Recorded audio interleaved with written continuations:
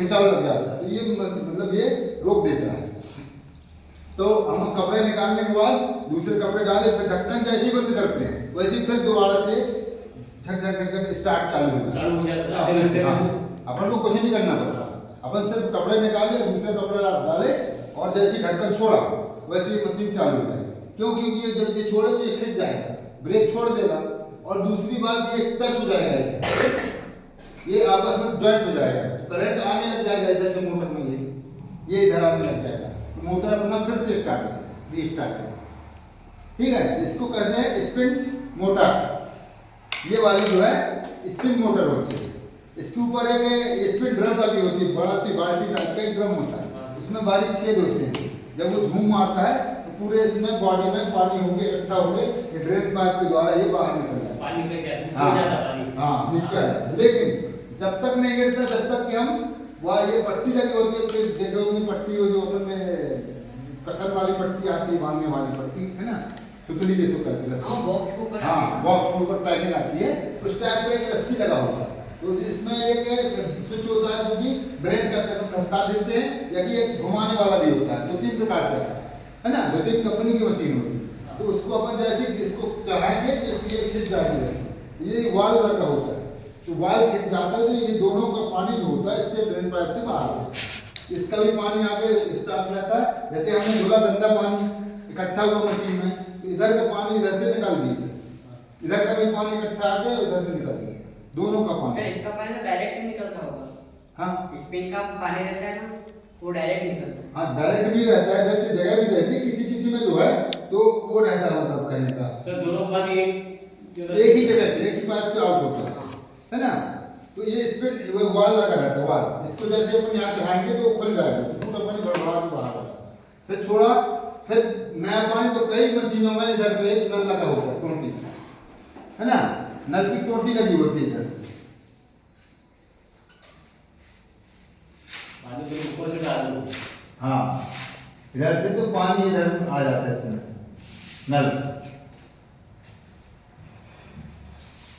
नल भी लगा होता है, और अपन बाल्टी से भी डाल सकते हैं पानी, है ना।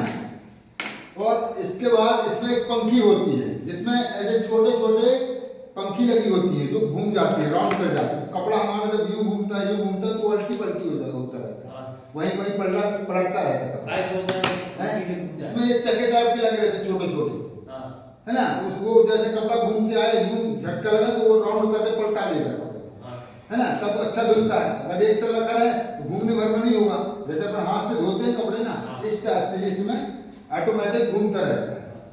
ठीक है, तो ये हो गया वॉशिंग मतलब धुलाई वाला मतलब पार्ट, और ये हो गया सुखाने वाला पार्ट, ये समझ गए। अब इसमें दो प्रकार का टाइमर होता है, एक स्पिन टाइमर, एक वॉश टाइमर। टाइमर मतलब बटन, रेगुलेटर, स्विच, है ना, जो कि कंट्रोल करता है मोटर को। तो मोटर में कैसे दो कनेक्शन होता है, दो स्पीड इसमें होती है, ये दो साइड घूमती है मोटर, ये मोटर दो जगह घुमाती है, मतलब सीधा भी उल्टा भी, सीधा भी उल्टा भी, सीधा भी उल्टा भी। तो ये टाइमर के द्वारा होता है। जब टाइमर हमने फिक्स कर दिया तो उसमें टक आवाज आती है ना, टकराने की, है ना, तो वो आवाज के कारण ये क्या करता है कि मतलब 2-3 मिनट तक सीधा चलेगा, फिर 2-3 मिनट तक उल्टा चलेगा। जब जैसे अपन 15 सेकंड का या 20 सेकंड का, 15 मिनट का, 10 मिनट का उसमें टाइमिंग होती है, उतनी टाइमिंग के लिए हमने फिक्स कर दिया, तो तब तक के लिए मशीन ऑटोमेटिक चलती रहेगी। जैसे उसकी टाइमिंग पूरी होती है वैसे हमारी मशीन ऑटोमेटिक बंद हो जाती है, तो टाइमर आउट कर देता है।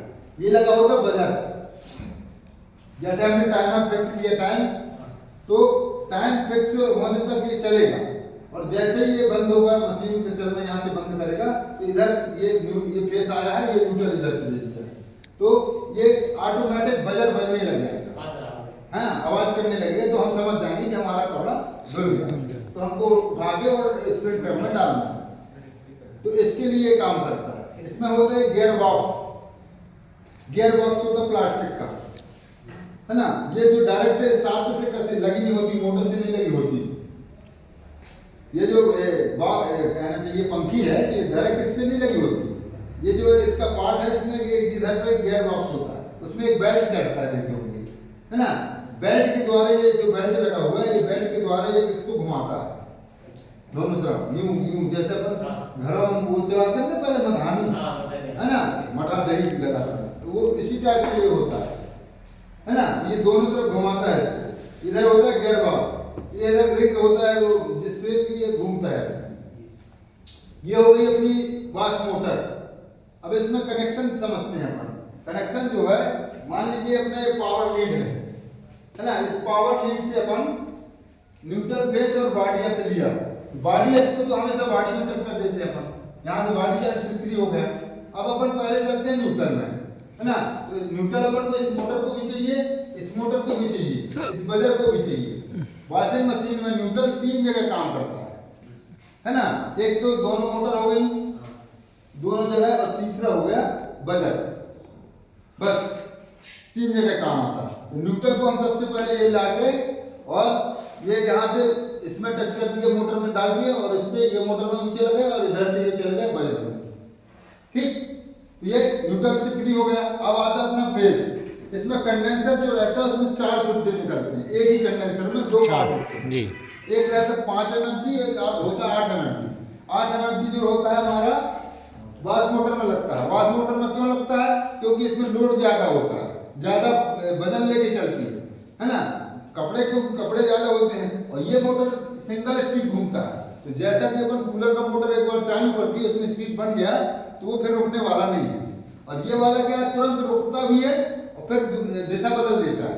एक दिशा में चला फिर दूसरी दिशा में, ऐसे घूमता रहता है। इसलिए इसमें 8 MFD का कंडेंसर पार्ट लगता है। उसमें लिखा होता है, तार कलर कोड लिखा होता है कंडेंसर में कि जैसे हाँ ज्यादा करंट नहीं लिखा होगा, MFD लिखा होगा, है ना। तो जैसे 5 MFD का पार्ट होगा तो 2 तार होंगे एक कलर के, तो अपन समझ जाएंगे कि ये 5 MFD, इसमें कलर कोड लिखा होगा 5 MFD ब्लैक, है ना। तो अपन समझ गए कि 5 MFD हमको इस मोटर में लगाना, 8 MFD रेड, तो हमको ये वाली मोटर में कनेक्शन करना। ठीक है, अब अपन चलते हैं फेस। फेस अपन ने लीड से मान लिया लिया, इसको पहले अपन ने कहा दिया ये कंडेंसर वाले पार्ट मोटर में, यही चला गया हमारा इसमें रिले में स्पिन टाइमर।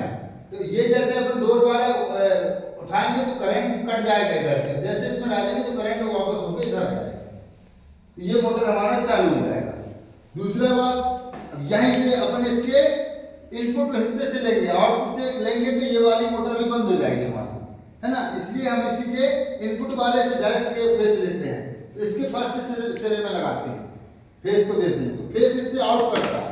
और जो अपन कंडेंसर में अभी चेक किए थे मोटर, तो 2 स्पीड बन जाती है ना, जैसे रनिंग और स्टार्टिंग। तो रनिंग में लाल में अपन जब लगाते हैं तो सीधे चलती है मोटर, ठीक है, और काले में अगर लगा दिए तो उल्टा चलने लगती है, ठीक है ना। ऐसे ही ना पंखा भी और वो भी, इसी प्रकार से इसमें भी, इसमें क्या है, दोनों स्पीड में दे देते हैं, फेस को दोनों में दे देते हैं। ये जो कंडेंसर में देखो, इधर एक लगा कंडेंसर का, इसमें है ना, इसमें हरा और लाल दोनों टच है, और इसमें जो है कंडेंसर का हरा खाली है, इसमें कोई तार नहीं। जैसे अपन बीच में छोड़ देते हैं पंखे में एक, है ना, सेम वही कनेक्शन है ये वाला, ठीक है। और इसमें जो है, इसमें दोनों जुड़े हुए हैं, दोनों क्या है, दोनों स्पीड के लिए जुड़े हुए हैं। ये टाइमर जो कर की आवाज करता है, तो ये दोनों तरफ टच करता है, कट्टे से एक बार घुमाया फिर पलट के दूसरे में टच करता है। उसमें बारीक पट्टियां होती हैं, वो पट्टियों के द्वारा ऑटोमेटिक वो वर्क करता रहता है। मतलब जब तक टाइमिंग फिक्स किया हमने, तब तक वो थोड़ा इधर चलेगा, फिर थोड़ा इधर चलेगा, थोड़ा इधर चलेगा, थोड़ा इधर चलेगा, तो टच करेगा दोनों में। तो ये वाला मतलब मान के चलिए आउट स्पीड है और ये इन स्पीड है, दोनों स्पीड में चलेगा। अभी वो मशीन मंगाए हैं, उससे आपको और क्लियर नहीं है। तो ये होता है, इसको बोलते हैं वाश मोटर और इसको स्पिन मोटर। और इसमें होता है ये ड्रेन पाइप, जो फ्लेक्चर पाइप होता है, ड्रेन होता है। और ये पट्टी समझ गए, पट्टी जो वाश पट्टी है, ये प्लास्टिक की पट्टी लगी होती है, इससे अपन ड्रेन कर देते हैं पाइप। ये बजर हो गया, टाइमर हो गया, बस इतने ही होता है। इसमें नल से कनेक्शन होता है, एक वाल ऊपर से यहाँ पे छेद होता है, उससे अपन कनेक्ट करेंगे, ये फिर डायरेक्ट डालेंगे। और मशीन के अंदर ये जो ये बनाया है, ये जो अपनी वॉशिंग मशीन की होती है, उसकी बॉडी के अंदर खांचे बने रहते हैं, उसमें ये कस जाता है। स्प्रिंग लगी होती है रबर के द्वारा क्या मशीन हिलती है ना, जब चलती है तो लोड लेती है, उसके कारण वो पकड़ के रखती है। अगर डायरेक्ट बॉडी में कस दिया जाए तो बॉडी टूट जाएगी, खराब हो जाएगी। हाँ, वो स्प्रिंग के अंदर रबड़ होती है, दो पार्ट, दो हिसाब से बनाई जाती है, स्प्रिंग भी होती है उसमें और रबड़ भी होती है, और उसको मतलब लाक रहता है, जैसे दवा के 3 फुट के लाक होते हैं, तीनों को फंसा दिया, फिर नीचे से नट बोल्ट द्वारा कस दिया उसको, ताकि वो हिलती रहेगी लेकिन वो भागेगी नहीं वहाँ से, और उतने हिसाब से वो चलती रहेगी मशीन। तो ये उसको पकड़ने के लिए होता है। बाकी कई कंपनी की आती है, एलजी, सैमसंग, हायर, हिताची और वनफूल, इतने मतलब ऐसे कई कंपनी की आती हैं मशीनें। ठीक है, ओके, क्लिप।